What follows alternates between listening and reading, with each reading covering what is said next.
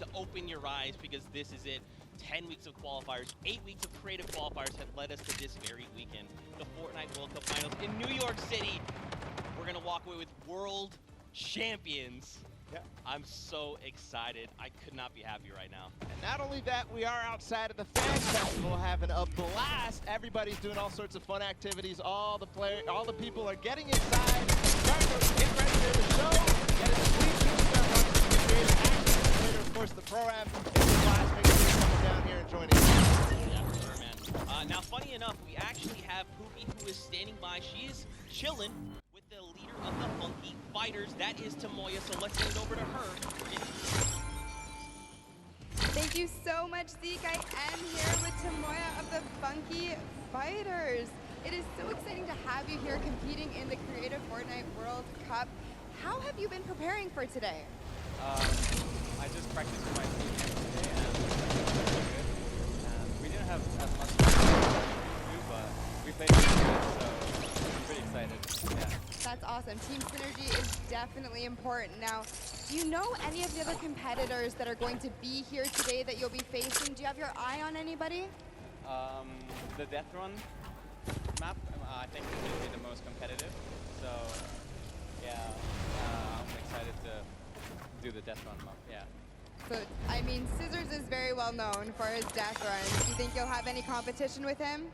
Yeah, I think it's going to be really hard beating him, but my map was also a death run, so I think my teammates have a good chance. Well, I wish you the best of luck. Thank you so much for taking the time to speak with me. Zeke and Bala, back to you guys. Oh man, the hype is building.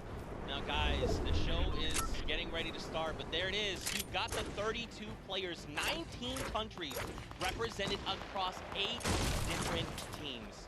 The Fortnite World Cup Creative Finals are about to begin. You ready? I am ready, Zeke. I'm ready to run inside, so without further ado, let's send it inside to kick things off.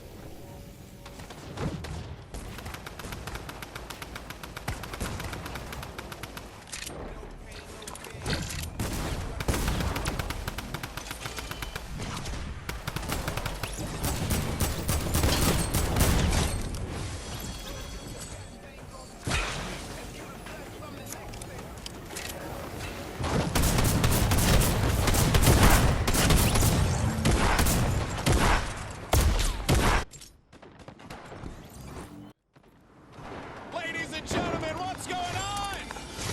How you feeling today? That's what I like to hear. That's what I like to hear. Welcome everyone to the Arthur Ashe Stadium. I'm Golden Boy, your host, and I couldn't be more happy you guys are here in my hometown of New York City. It's actually quite nice to be here. It's pretty cool. That being said, we have a lot of cool stuff happening here today. Not only do we have the Creative Showdown, but we also have the third Fortnite Pro-Am that's about to go down. It is going to be incredible. You got some of your favorite content creators. They're going to take that stage for your entertainment. And some players that are coming out here. We actually have one that you all may recognize standing by with Pookie. Pookie, who you got? Thank you so much, Golden Boy. I am up here on the main stage with Ninja. Familiar faces for everyone in the crowd. Let's hear it. How excited are you to be here today? The World Cup different for you, I'm sure. I haven't really done too much training, but I've been playing a lot with you guys.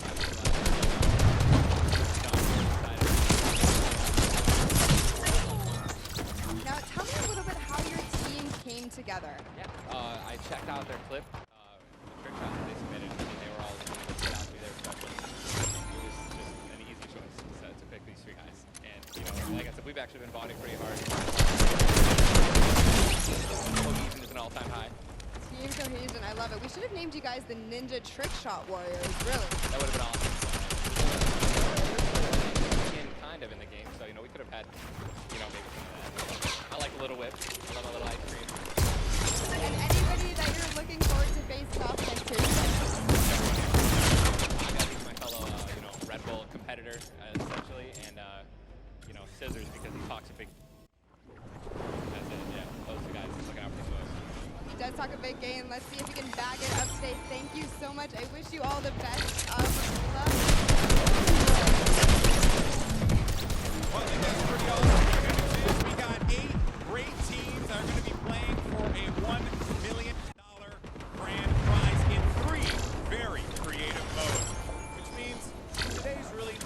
about fun. And who better to have some fun with than none other?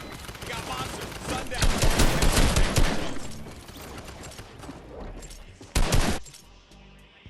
And boys and girls, Jonesy's and everyone in between, welcome to the Fortnite World Cup Creative Finals. I'm one of your casters, Sundown, joined here by Monster. Monster, how you doing today, man? Doing great. This is the moment we've all been waiting for. 10 weeks of qualifiers, and it's all coming to life.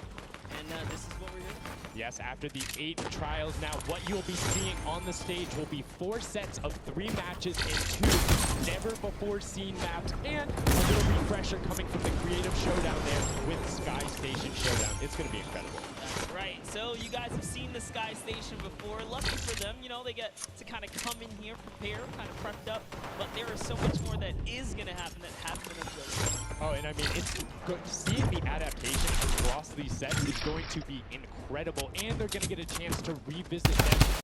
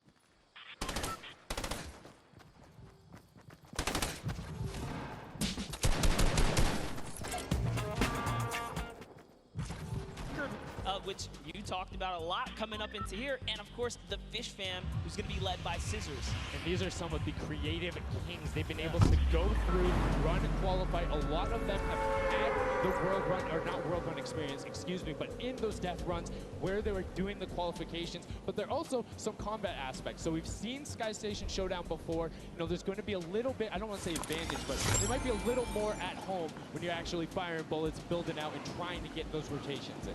Yeah, I mean, you cannot underestimate any of these teams. These guys grind, and they all play Fortnite. But let's go ahead and take a look at the format here so we can kind of see a run and how they take these victories. So now the VIP will be those creative tactics. They have to be the one in the capture point, uncontested, to score points. They will get 3 points per second in the initial hills, and then the first team to 1,000 points, or the highest scoring team by the end. And also, the creative captains will be wielding the Infinity Blade. That Infinity Blade will be important because they had to get to the capture points, A, B, and C, which will give 3 points a second. And then, 7 minutes into the round, point B opens up, where you will get about a lot more, right? 12 points a second. 4 times is a lot. That is what you want to do. You want to gun for the point B on the map. That's your comeback, or that's your lead taker. Yeah, you can see a lot change when that opens up at 7 minutes, but now we're going to go in an overview. For those of you who are unfamiliar and didn't get to watch it at the Summer Block Party, we got you. Zeke, catch us up.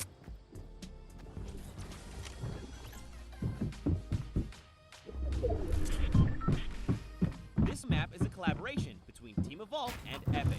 Now let's break down how it all works. For this very special event, we are bringing you an exciting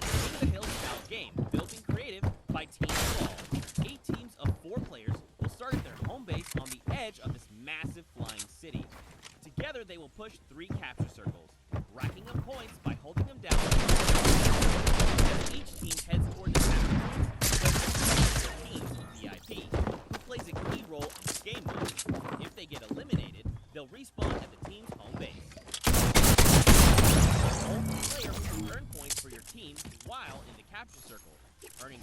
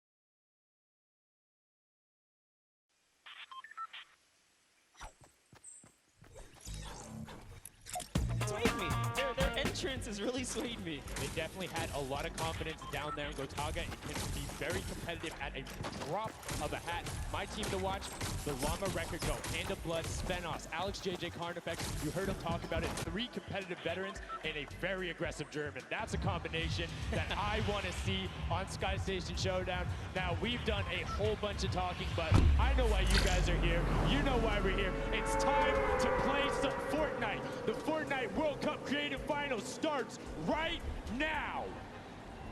This is it. We are loading in.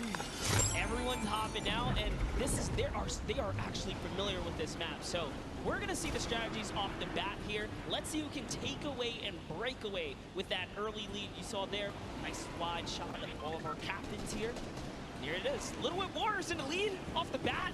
Already you can see trades coming out now. A fun fact, the Infinity Blade wielder gets a bonus 100 health and shield. So he's sitting at the 200 mark. On top of that, Siphon is on. If you get an elimination, you get that 50 effective HP back over. That makes the Infinity Blade very hard to take down. They also get those big crescent moon jumps to slam down. And as you can see going on the right-hand side of your screen, it is creative chaos all over the place. But now taking in with the Little Whip Warriors as they're able to clean it out, and Ninja's trying to rotate up top. Yeah, I'm sorry to break it to you, but the Llama Record was completely pushed off of their point. And now we have Ninja who's going in with the Infinity Blade. What a player to wield this one right here. Oh, he's getting pushed back. Notice how he doesn't even want to get eliminated. He wants to do as much damage as possible. But is that effective? I think you just kind of reset and you go, or you get up there and you start swinging. The 75 damage hit will be able to take it down, and the Llama Record Company establishes themselves right back up. Now, what's going to be interesting to me is how the players utilize the building. You start with 50 wood, and then if you get an elimination, you get 25 wood directly into your inventory. So if you're able to kind of eliminate out and put pressure down, you can get some ridiculous builds, as we're already seeing on top of the Blue Hill. Yeah, this is actually a neck-and-neck race right here in the early game so far. Fish Fam, Chicken Champions, and Raven's Revenge are all trading spots at the moment. And Sunshine Soldiers comes right on in to wipe that up and get them out of there. And nice job for Stewart. And look at the Cuddle Crew across the way, just now getting their first points because they've been contested the entire time, whereas Llama Record Company has only had one team coming up towards them.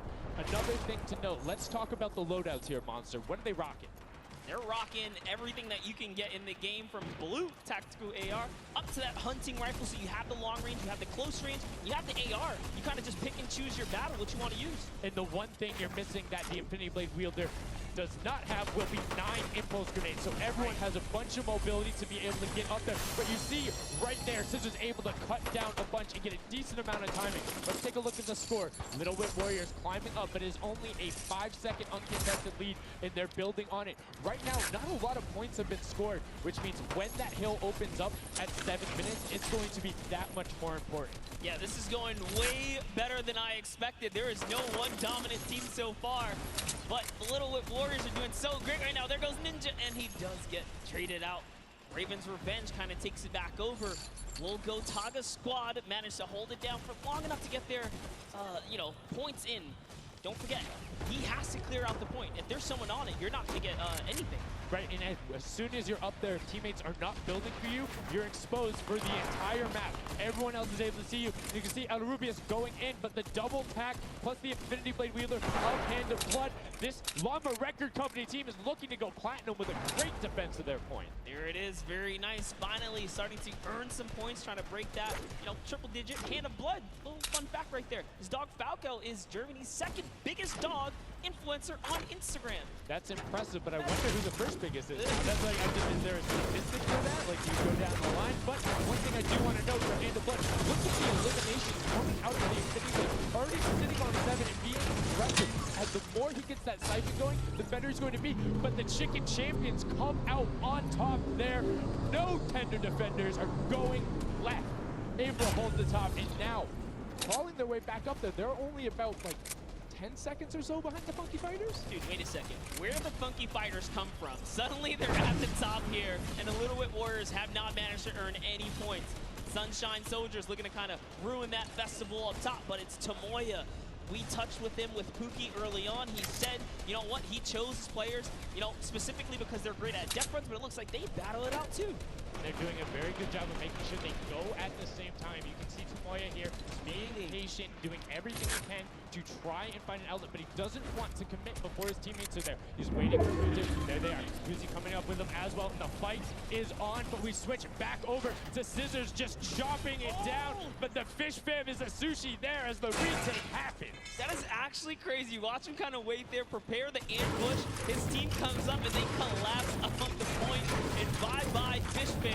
And notice they had enough mats to completely encircle the top, but the Infinity Blade will be able to come right out. So instead, Tomoya jumps straight up to just stall out a couple every second, because every second matters. As you see Kutu also on 8 elims right now. The sword players putting in work. We have a bit of a tie up top. Funky Fighters and Fish Fam. Llama Record so close as well. In the top 5 so far. And I like seeing the Funky Fighters use impulses on. You get 9 of them. So it's great to throw off to knock other people off the point, but use 3 to get a little faster. These guys are all very experienced in terms of basically every part of creative and battle royale, so they can use those little quick impulses to get themselves more efficient. As you see Zan go down, Suzu go down, Scissors go down right there.